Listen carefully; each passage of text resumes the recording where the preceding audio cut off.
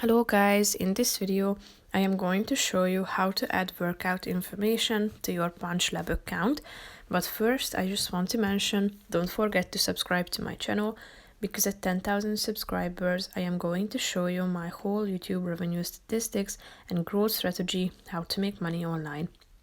So let's jump into it. First of all, open the application on your phone. Then click on the profile icon down below, which is the last option. Tap on Edit Profile in the upper left corner of the screen. Scroll down to the Workout Info section, and here you should select your fighting style. Click on the relevant one. The second option is your goal.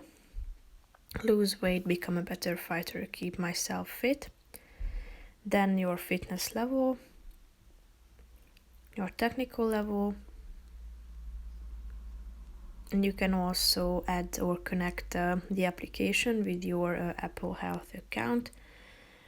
As you can see, you need to press the All Categories on button and then hit the button Allow in the upper right corner of the screen, thereby enabling the connection between the two apps.